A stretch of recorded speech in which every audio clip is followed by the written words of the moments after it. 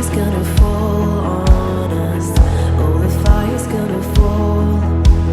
Every heart will know the love of God.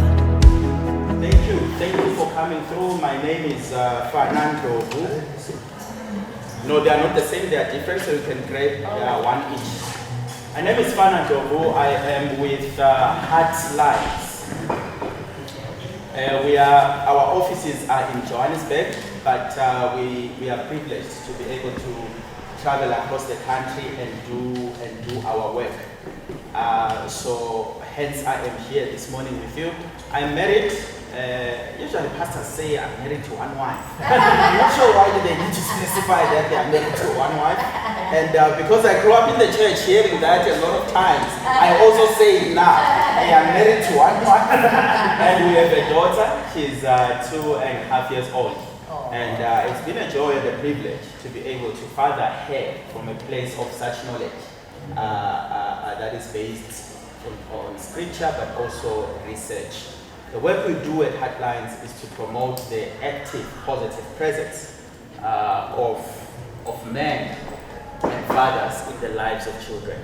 We are really intentional about all those words in that particular statement. So we didn't just put those words just for the sake of having them there. So welcome, you can come through. So promoting the active, positive presence of men in the lives of children, of men and fathers in the lives of children. The challenge we have sometimes is that fathers are present, but their presence is not positive. My wife tells a story that there was a time whereby when her own father came home, when they are in the lounge watching TV, they'll just stand up and go to their bedrooms and not wanting to engage with him because his presence was not positive at the time. Sometimes we have fathers that are present in the household, but they are not actively engaged. So that's the challenge we are sitting with. That sometimes a father can be there in the household, but is not engaged, is not aware about what's happening in the life of his own children. He doesn't really engage with them. He doesn't really talk to them. He knows nothing even about the subjects that they are doing. So the heart of this program is to call men and society at large to be able to speak to fathers and men to be in the lives of children. So also, we are intentional about saying men and fathers because we are sitting with a challenge whereby 60% of children in the country that are growing up, they are growing up without their biological fathers. So the biological father is not there. So this is why we are saying that we would like to promote the active, positive presence of men and fathers. And these men, we call them social fathers. When 60% of men is not there, so who is raising the children? Sometimes it's grandfathers, sometimes it's the older brother, sometimes it's the uncle, sometimes it's the pastor. In my situation, it was men in the church who really took interest in me. I call them social fathers. So this is why we are saying we'd like to really challenge men and fathers to be there in the lives of children. So we are seeking to promote the active, positive presence of men in the lives of children. And before I go any further, I'd like to acknowledge your own story. That your story is unique and it is valid when it comes to your own engagement or your own experience about a father. Simply because some other people, they were raised by single mothers. Most of us were raised by single mothers. A single mother who also served as a father. Yeah. I remember my mother, working hard to provide for us. I remember my mother illiterate and not having many skills, but she would make a plan. Carrying the load and the burden alone to provide for us. So our stories are unique and different. And we want to say that your story, when it comes to this particular subject, it is valid, also unique, and we acknowledge and see that particular story. Maybe you were raised in a child-headed household. I remember when my parents also separated at some point, the people I referred to as my parents was my older brother and elder sister. So we have people that are coming from households that are like that. We acknowledge that story. Maybe some of us are really blessed to have had fathers who were present and positively engaged. Not a father who was just geographically there in terms of location, but a father who was really engaged and really present in your life. And some of us, unfortunately, we have had fathers that were present but absent. And when we speak to young people say, me, my father, he's just an ATM. He just sends money, but he's not there. And some young people say, my father, it's just like a sperm donor. He just gave birth to me, and that guy is nowhere to be seen. And these are some raw information that we are getting when we engage people when it comes to this particular subject. So I'm saying this to say that no matter where your story is in all this, your story is unique. Maybe you were raised mostly by a single mother, just like me, but I do acknowledge that my mother was going to really have a difficult time if it was not for social fathers in the church. So I really acknowledge your story. Maybe your father has also transitioned. So whatever the situation might be, we really acknowledge your story. Your story is unique. And some of us are really blessed to have been raised in a nuclear family. Maybe I forgot to mention, your situation here. We see your story. Your story is really important. Maybe it's not covered by some of these phrases that I came up with, but your story is important, and we acknowledge that particular story. But now, why are we saying fathers matter? Why on earth are we saying fathers matter? The challenge that we have is that children that grow up without an actively engaged father, without a positively engaged father, they are at an increased risk. I want to say this again. These children are at an increased risk. We are not saying it's a sentence. We are not saying it's going to happen this way. They are at an increased risk of not doing well in a number of areas of their lives. So if a child grows up without a father, they are at an increased risk to be a perpetrator of violence, being a victim of violence. And today we are sitting actually with this particular issue. We have a lot of national campaigns, but we think that these campaigns are not really addressing the root cause of the issue. The root cause of many societal issues, that is societal illnesses that we are sitting with, they correlate to fatherlessness. So victims and perpetrators of violence, most of them, they grew up without a positive father figure or a positive father in their own lives, modeling their behavior, modeling their character, modeling positive values in them. To say that sometime when you grow up and you are married to your wife and you have an argument, you do not have to lay your hand on her. You can talk about things without resorting to violence. The person that models behavior in a child is supposed to be a father. I'll tell you this. My daughter, who is 2.5 years old right now, she plays and spends more time with me compared to a mother. And we are literally sitting in the same household. But she's always on my lap, she's always talking to me, seeking my attention. At 2.5 years old, I was talking to this other minister and I said to him, you know what? I'm busy doing Father's Matter, but there's actually the situation I'm going through with my child at home. She doesn't really play with her mother that much. She plays with me. And he says to me, Fanah, I think that's how nature is. Daughters are more drawn to their fathers. Daughters are more drawn to their fathers. And I come back, I think to myself that, what if I was not there in her life at this particular age? This attention that she's yearning for, this engagement that I give her, where was she going to get it from? At 2.5 years old, it's already embedded in her that, you know what, you can play with your father, you can be with your father already. So what if I was not there in the picture? Where was she going to get this? So as she grows, my daughter, as she grows, and I pray to God that may He give me strength to continue to be a positively engaged father, so that since she's looking at me in their household, monkey see, monkey do. You can talk all you want. Children are not going to listen to what you are going to say. They are watching you. They are looking at you, how you move, how you do things. As she sees me model genuine love as a male in her life, that then sets the standard of how to be loved as a woman.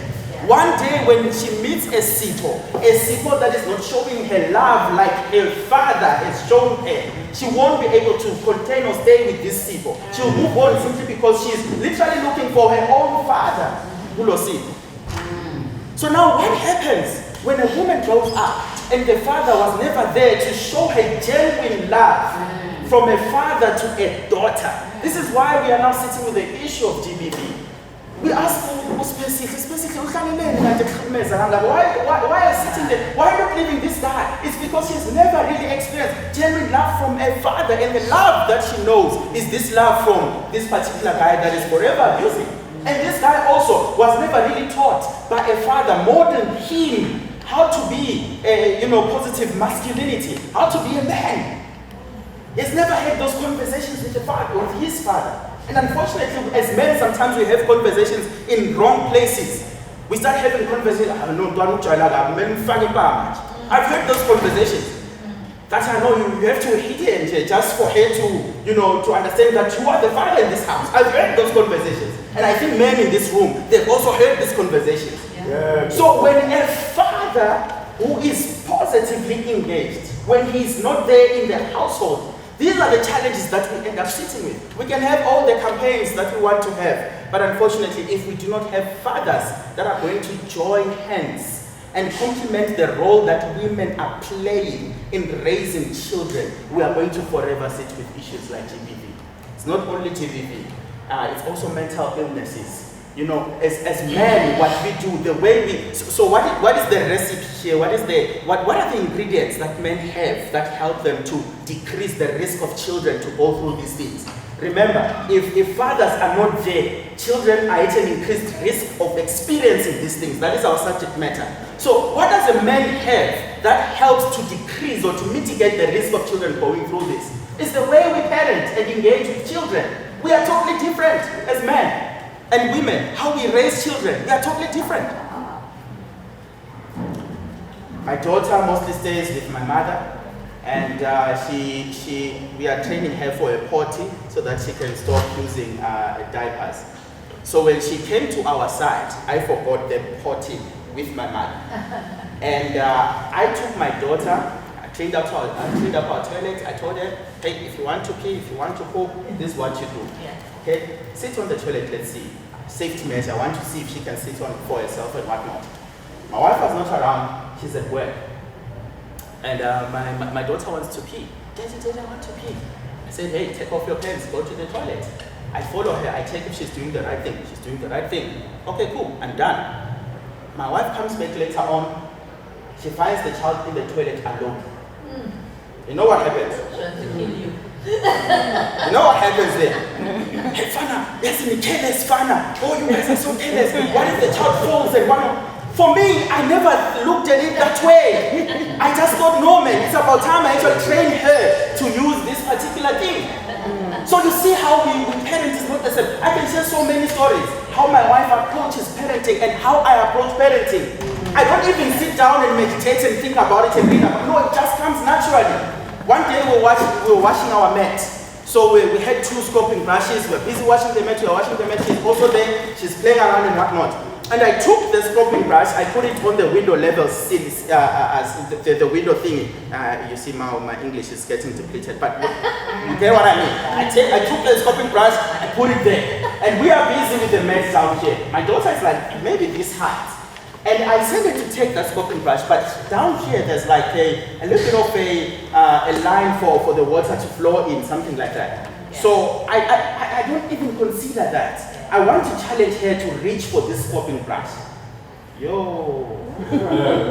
What my wife said to me, you are careless. What if the child falls into that little bit of a ditch and what? I never thought of those things. Not that I'm a careless parent, but it comes naturally to us as men. I've never seen my wife picking up my child and picking her up into the sky and she catches her and she plays with her a little bit. I've never seen her racing with her. I've never seen her, tackling her and whatnot. I've never seen that. It's only me that does that. So our engagement with children, we build resilience in them. That's why it takes down the risk of them, going through mental health issues, simply because I'm building resilience in her when I challenge her at this particular age to go to the bathroom alone, when I challenge her to reach out for that scoping brush, when I tackle her and I say it's okay, get up. So it is in our parenting and engagement as men. So that sauce that we bring, that spice that we bring, helps children to develop holistically Their well-being develops holistically. And we are not overlooking what women do. Women are naturals, naturally. They nurture children. And these two things put together, we raise strong children that are at a lesser risk of going through this. So we talk about substance abuse, teenage pregnancies, all these issues that we are sitting with today. They correlate with fatherlessness. And most of these issues that are troubling our country, if we want to really solve them, we need to start talking about the role of a man in the life of a child. We need to start talk about how can men be more engaged in their families. Sometimes people are not staying together in the same household. And unfortunately, our mothers, yes, who have given birth to us, sometimes they then turn to be gatekeepers. That's the unfortunate situation that we sit with, that when the father and the mother are not together anymore, simply because Ufana did A, B, C, and D to me, then he won't be able to see his child. So these are some of the issues that we are sitting with in our own communities, and some of our families, we are sitting here and we are seeing that. The father is not able to see the child simply because of the love story that went sour or south between the mother and the father. So these are some of the challenges that we are really sitting with in our community. Poor educational outcomes. When the father engages a child, they help them to be better in maths and science. We were doing research around ECD, and at ECD level, it is important. If you are a father, you are here, your child is going through that foundational phase. Help them with their homework. It is important that you really engage them there. It is key, because you are stretching their mind and you are helping them to improve in maths and science. So there's a lot of research that is out there when it comes to this particular subject. And I pray and I hope that when we leave this room, we are going to do something about this particular matter, because most of these issues are the issues all of us are affected by. And they are not foreign to us. Some of them, they are literally in our families, some of these issues. So now, here's the key challenge that we are sitting with. The key challenge that we are sitting with is that fathers are just not there. You remember we said 60% of children that are growing up in the country, they are growing up without their biological fathers. So about 40% of children that are growing up in this country, they are living with men. And shout out to those men. They are living with men who are not really their fathers. Who are those men? They are social fathers, they are stepfathers. At some point, my pastor took me in, and he was living with me. So I fall under that state whereby I'm living with a man who's not necessarily my biological father. So shout out to those men. But now, the other issue also that we are sitting with is that these 40% of men who are living with these children, do they really know how important their role is in the lives of these children? Are they really positively engaged? That's another issue that we are sitting with. I don't know if you are following, if you are with me. The 40%, the social father, does he really know how to positively engage the child? Or is just present? Or is just an ATM? Or is just, just there simply because he's married to the mother of this child? And what if he's not a good person? And also, what if he's not a good person? His presence sometimes is negative. So that's another challenge that we are sitting with. According to statistics, we are sitting with a huge challenge when it comes to the issue of fatherhood. But also, only 30% of children are growing up with their biological parents or biological father. But again, these biological fathers, do they really know how much their presence and role and involvement is so important to the child? Knowledge gap. That is the issue that we are sitting with. Noted, Baba. I just want to wrap the knowledge gap part. Another issue and challenge that we are sitting with, knowledge gap. The society at large does not know how important the role of a man is. If we really knew we were going to create space for a man to be there, to be involved, we are going to pass this thing they just passed now, to say that a man can also take paternal leave and whatnot. If we knew that thing was going to be there naturally so, not that some people had to advocate and fight and say, no, the father has to be equally afforded. You know the rule I'm talking about, the law I'm talking about that they just passed now? Yeah. So if we knew how important the father, research shows that the moment the mother conceives, it is important for the father to be there in the first 1,000 days. So the challenge we are sitting with is that knowledge care, we do not really know the importance of a father in the life of a child.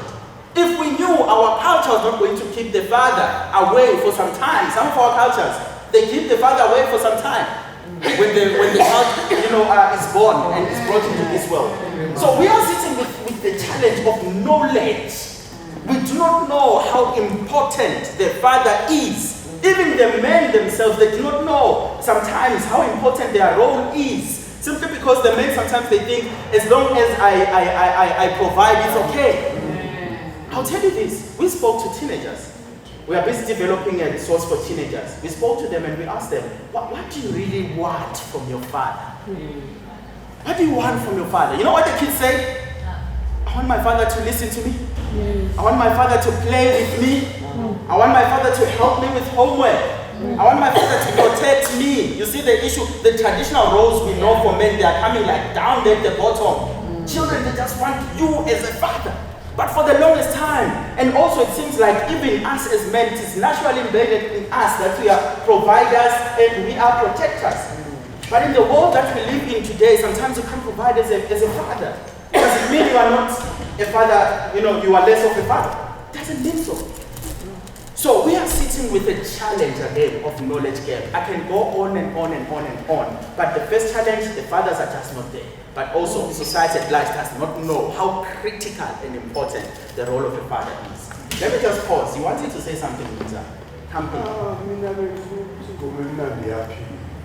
I came when we started, and more people have come. Yeah. They've just come in when we were started already. That's right, yeah. We really can. Although to some of us now it's late, not again late, it's better than life. No, I hear you. Yes. It's alright. I don't have a long presentation, so I'll be able to finish now and just summarize and finish. Yeah, it will be easy that way. Yeah, it will be easy that way. So otherwise, Heartlines here, what we are doing, we are promoting the positive, active presence of men in the lives of children. We are saying that a lot of challenges that we are sitting with in society, we are sitting with them simply because fathers are not engaged in the lives of children. And we spoke about risk factors, that children that grow up without engaged fathers in their lives, those children are prone to go through all these things. If a father is engaged, if a father is involved, then we can mitigate the risk of children going through this. We are not saying that someone will not abuse substances if a father is there. We have seen PKs, Abenzis man. We have seen PKs, but also it's because pastors themselves sometimes they spend most of their time outside the household. They are always in the church. Oh no, you see the pastors now won't call me their parishes. The pastors now won't call me at the parishes. I just want to take out another registration so that our clients can know that I was here really and we were talking about. So allow me just to take out another registration form. So again, the father sometimes, he can be there, but the problem is he's caught up with other things. And once he's caught up with other things, then he's actually putting his children at an increased risk of going through these things. Before I move from this, our CEO says, people who smoke cigarettes, they are not bound to getting cancer, but they are at an increased risk of getting cancer compared to you and I who don't smoke cigarettes. We can get cancer, but the level of us getting cancer is less likely compared to those who smoke cigarettes. So this is the same scenario that we are trying to paint here. But research really backs this thing up a lot to say that children who grow up, we do work in DCS. Most of the inmates, they say, when we ask them about how they grew up, they say that they didn't have positive father figures in their lives. And that shows that there's a correlation between people who are on the wrong side of the law and fatherlessness. There's a correlation there. And a lot of other challenges that we are sitting with in society. So another challenge that we are sitting with is father wounds. My mother is almost 75 now. We buried her father about 2 years ago. He passed on at 92. Wow. But my mother, when you sit with her down, she will always blame her father. she will always tell you how much KwaZulu messed up her life. She will tell you that I am like this simply because of that man, and I don't want to hear anything. She didn't even go to the funeral. So the involvement of a father in our lives, the impact of his involvement is lifetime. It's timeless. It's not only at ECD level, it's not only with teenagers. We are sitting here, some of us, with father wounds.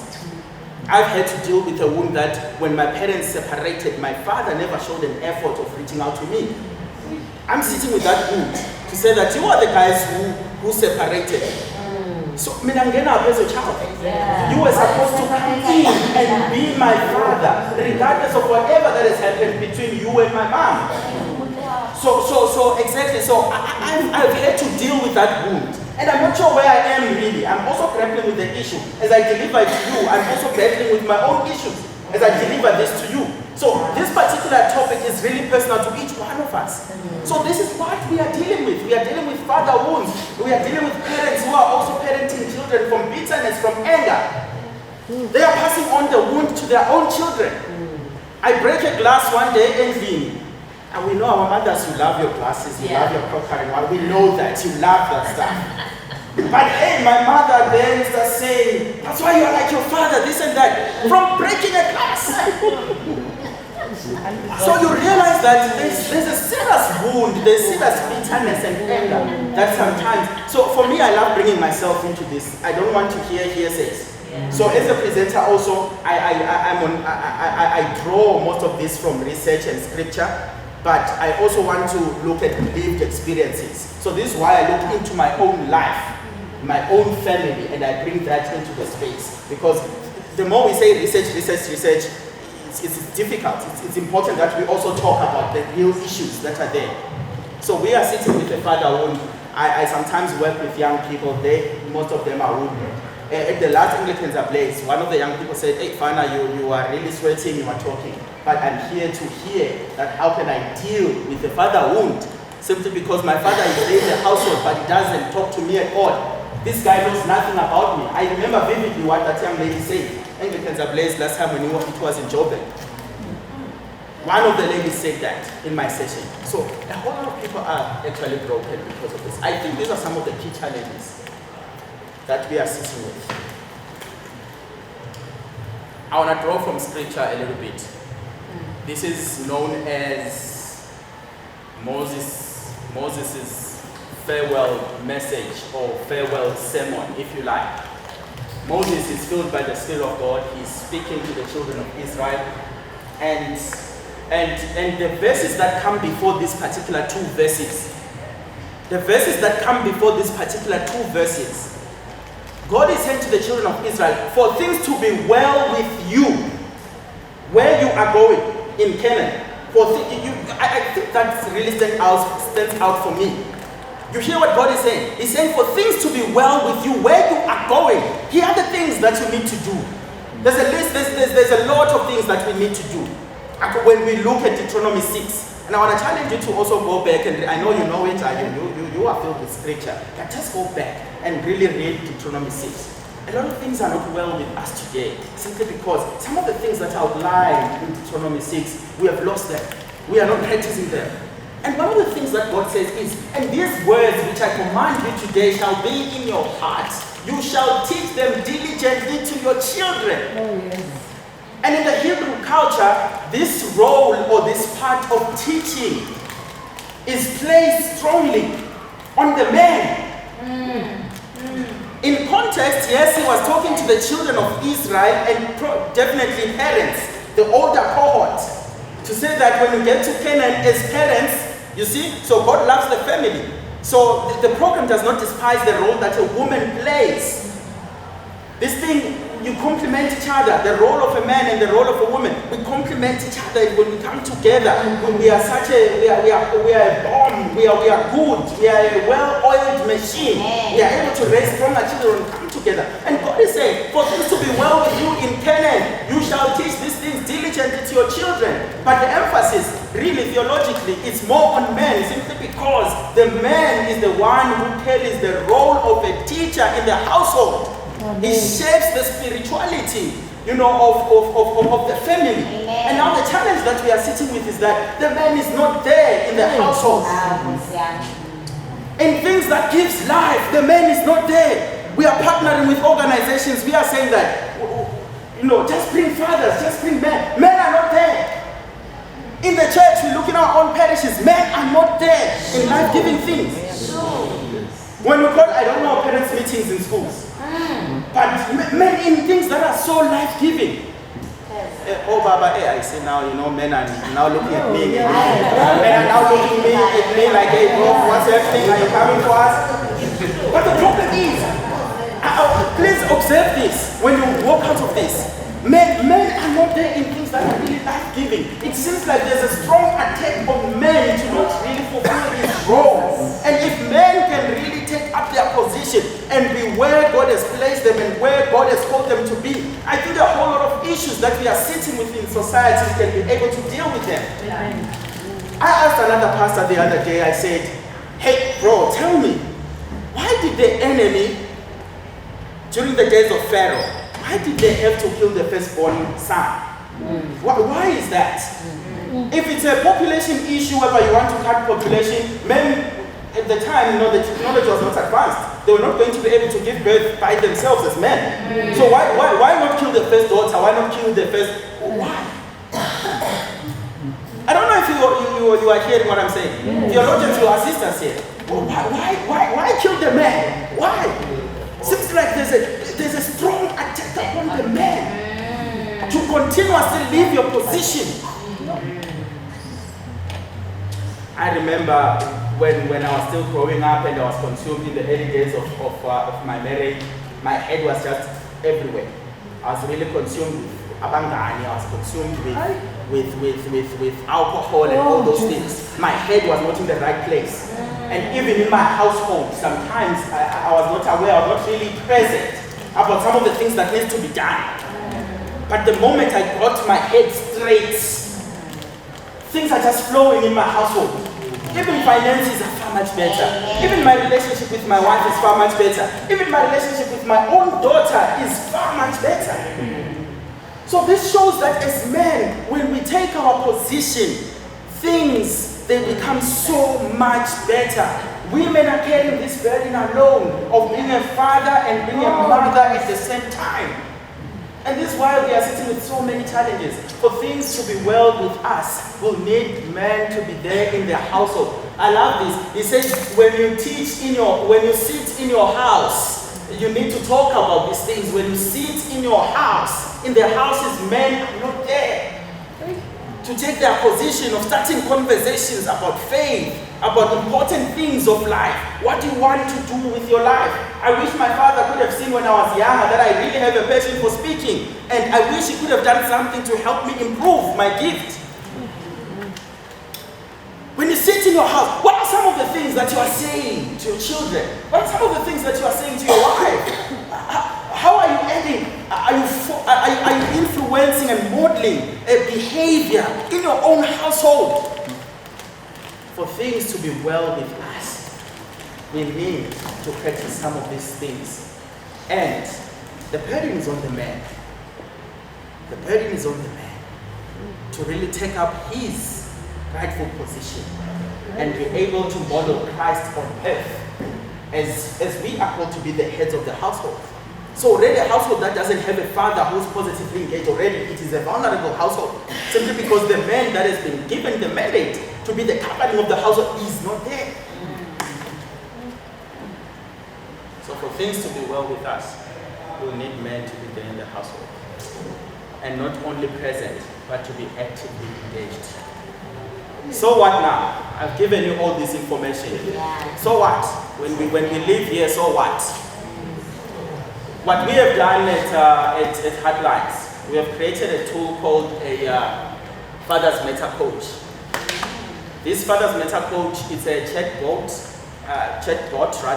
on WhatsApp. If you can save that number, and any question you have, whether you are a child, whether you are single, whether you are married, whether you are not married, you are in a marriage, any fatherhood related issue, question that you have, the coach is here to give you some tips of dealing with that fatherhood.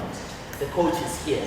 Maybe you are a father, you have a teenager. One of the guys in my session was saying, yo, I have a teenager girl, and this teenage girl, she is just not listening to me. She wants to be with her friends, and they are talking about cars, and I'm worried that what if she sees that car in the streets, and that car stops, will she go to the car? These are some of the real issues that parents are really facing. And sometimes you are talking to your teenage boy, teenage girl, you really don't know how to talk to them. You can ask the coach, they'll give you tips. So what now? You can get some tips from the WhatsApp coach to deal with all fatherhood issues. If we really want to change some of the things, we really need to start to have conversations about them. We really need to start to talk about the subject matter if we want to see change. So I want to challenge you and invite you to start to have conversations about the importance of a role of a father in the life of a child. I want to challenge you. Start in your own family.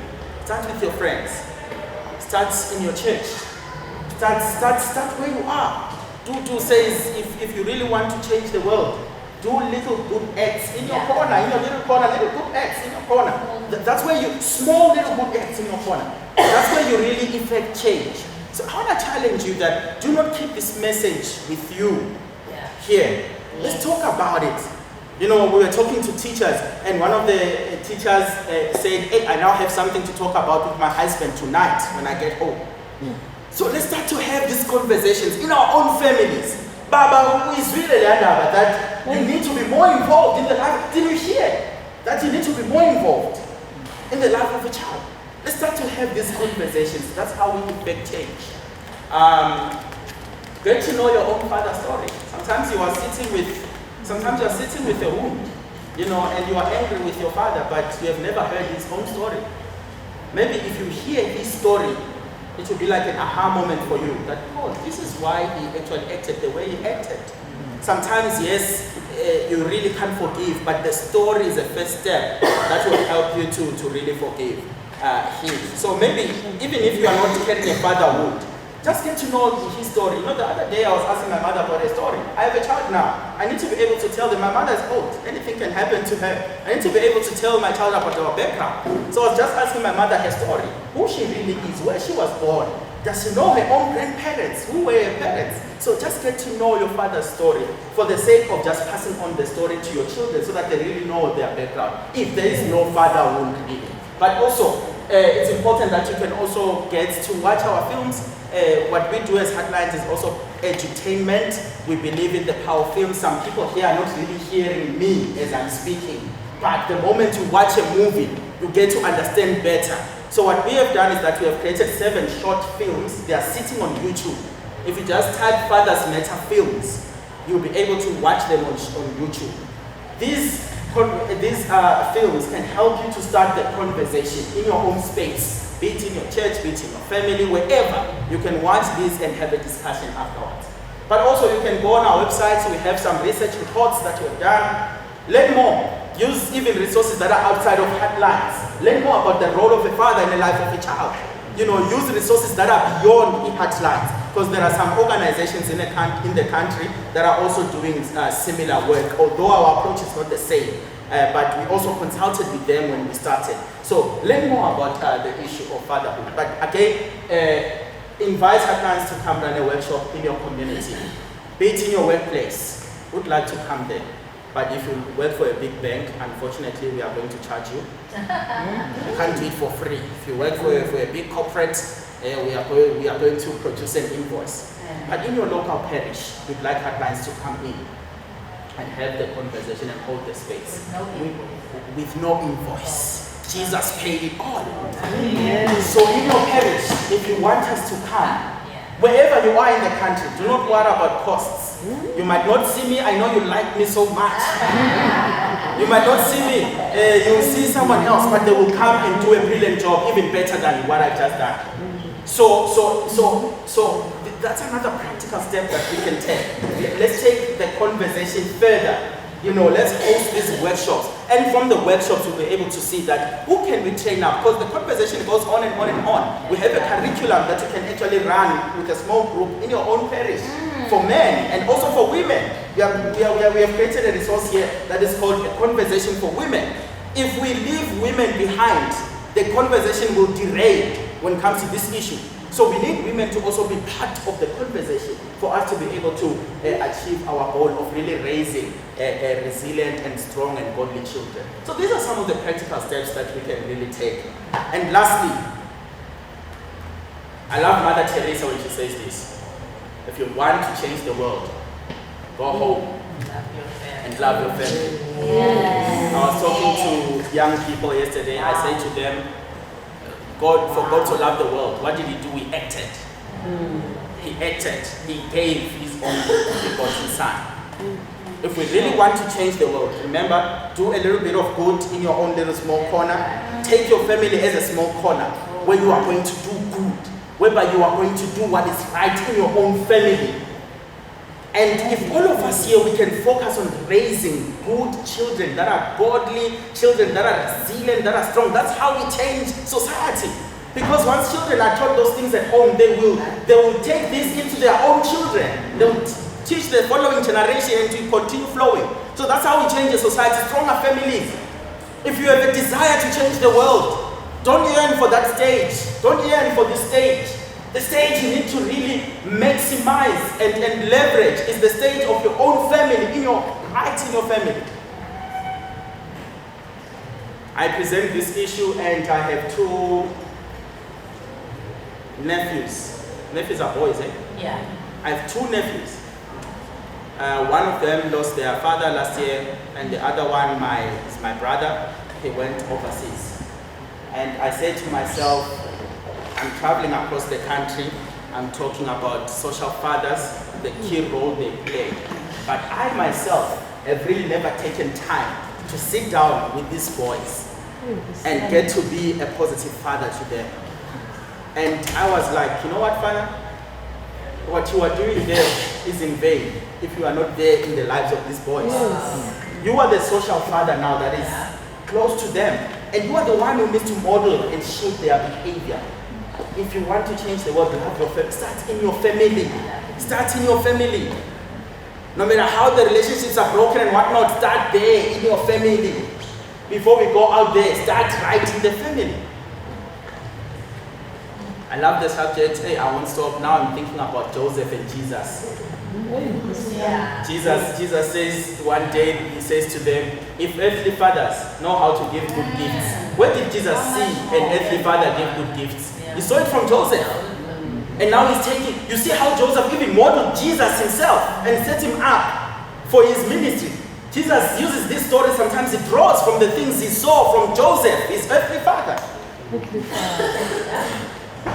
Hey, before I go on and on, if you really want to change the world, go home, love your family. This is Father's Matter. I want to take a little bit of questions. Do we have questions? Clarity. Yeah. We are not experts on the topic. We identified a challenge and we want to be part of the solution. And we are inviting you to just partner with us to be part of the solution. Thank you so much. I just want to take a couple of questions. Thank you. And noted, Yeboba. Noted, sir. Oh, okay.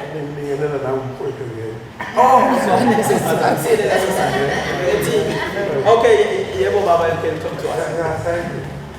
I've been listening carefully to you, especially when it comes to social fathers. Yes.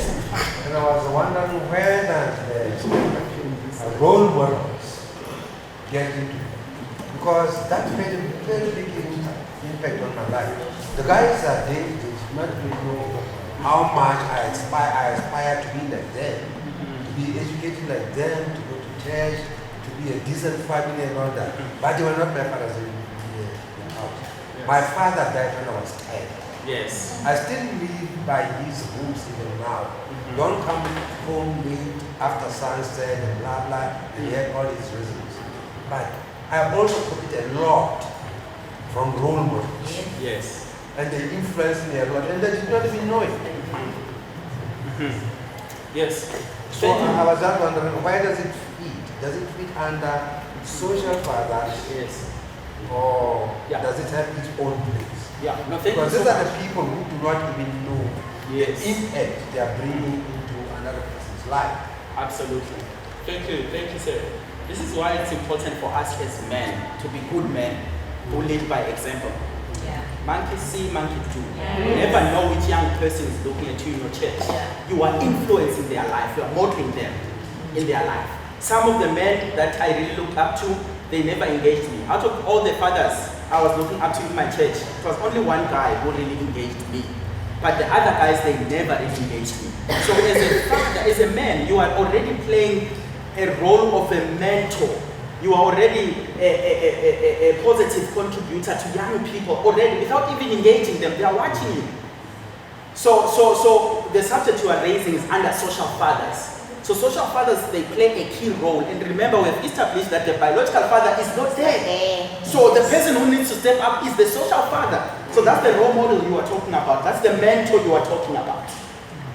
So I want to also extend this to men who are in our midst. Identify a young person in your church. Yeah. And just encourage them, journey with them, walk with them. And you are going to turn around their life by so doing. I'm forever grateful to that particular man on my part in our church who identified me, who saw that you know what, there's something about Fanah, let me just journey with Fanah. And him contributing in my life has contributed to the person I am today. Yeah. So fathers, we have a challenge sitting on our shoulders to just be social fathers, not only to your own children. You are doing well in your own household. If you have capacity, extend yourself, expand yourself, and be able to father other children in your community, in the church, etc., etc. Thank you for raising that issue, Bob. Yes, ma'am, you wanted to ask or say something? Noted, sir, noted, ma'am. Yes, ma'am. Thank you. May I please just ask one simple question? Now, I don't know how I'm going to gossip about our fathers because I see some of my fathers here. Be careful. Be careful. But I want to gossip about them.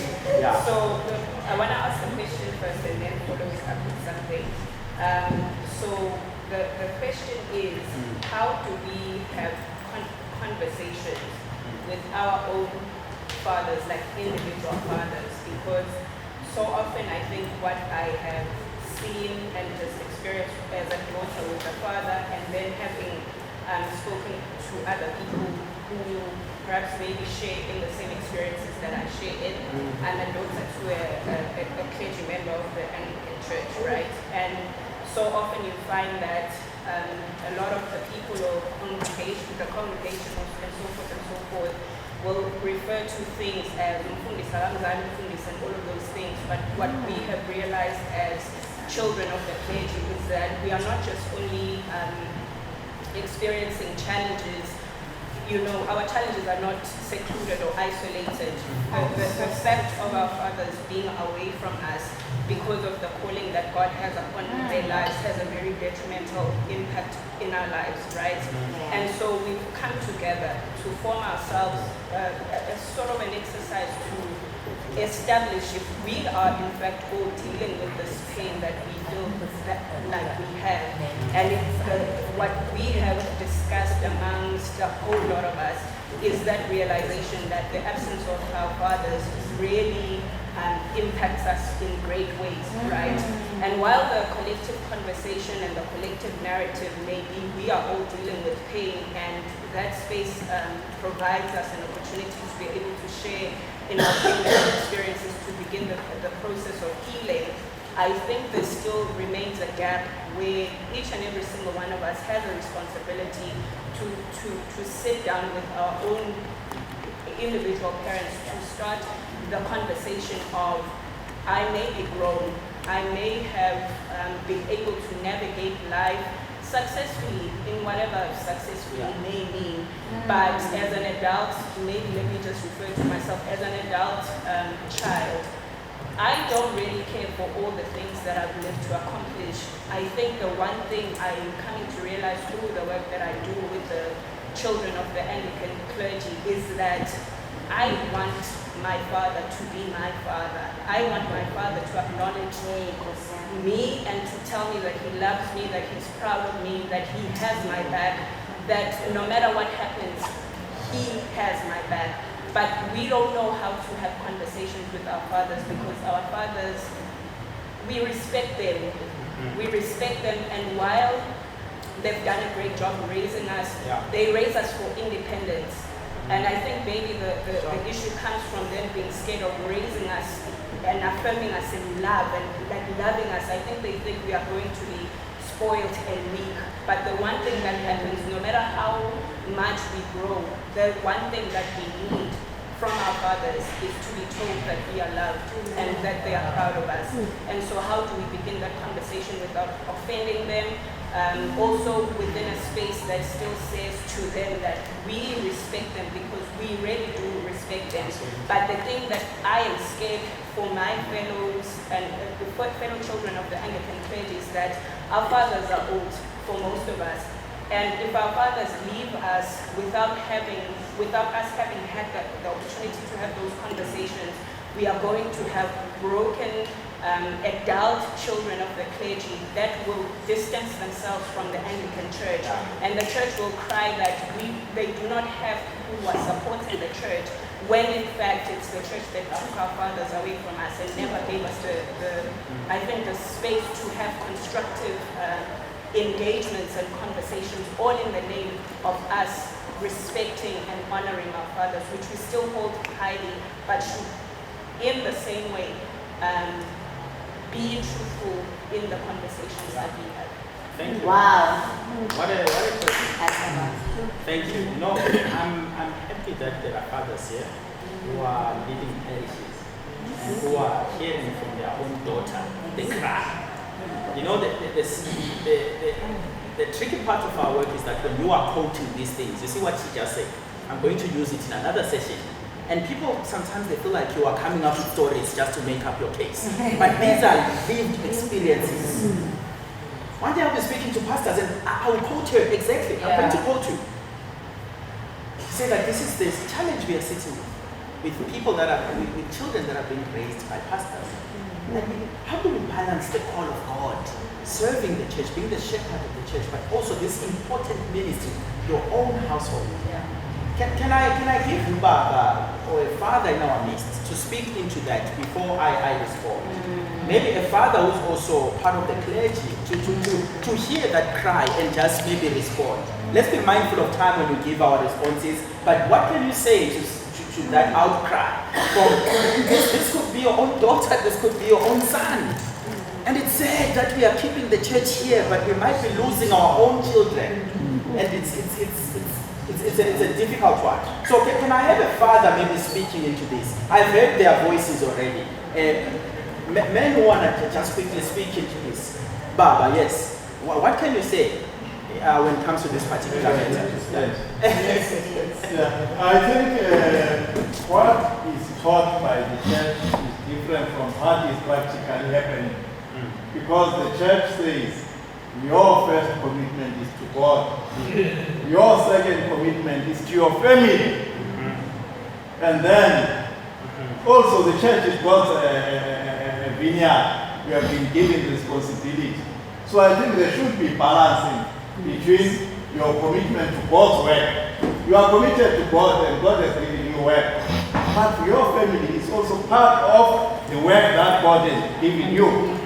Because, as you say, Mother Teresa said, it's a vocation there. He's saying, if you want to change the world, you need to love your family. So there's no way where it is said, you should not love your family. I remember even when Peter was saying, now we have left everything, our families and whatever, and we follow you. But, Jesus said, you will have your reward. But it doesn't mean that you should neglect your family. But you have committed yourself to working for God. But God also wants you to love your family and be responsible for your family.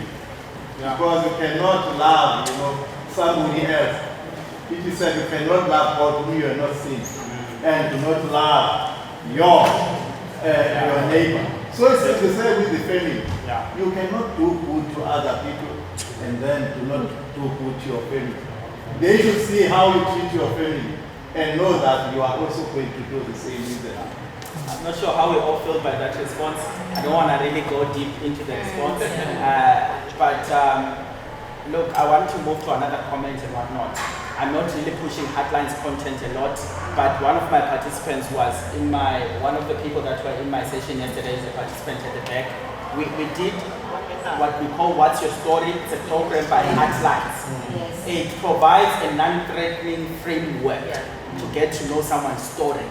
And we started off the session by just saying, share a little bit more about your name. What's the story around your name? Who gave you your name? So that's where we start there. Just really something that not disrespectful, something not invasive, really non-threatening. Oh, so your name is Fanah. So like, how did that come to be? You know? So I want to invite you to go to our website, check What's Your Story. There's What's Your Story for families. And we recently did a What's Your Story for individuals. Some people, they feel like, oh, I don't have a story. So we just created a resource that helps you as an individual to understand your own story and to share it better and to own it. But we also help families because there's a lot of brokenness in families. And something that can actually help families to rebuild is just to get to listen to each other more and to understand each other more. So a practical resource that I want to invite you to look at is What's Your Story for Families and What's Your Story for an Individual on our website. You'll see that it will really provide you a non-threatening framework you can use, respectful, in a family setting, you know, to just start a conversation with your own father. And yeah, fathers, I hope that really touched us.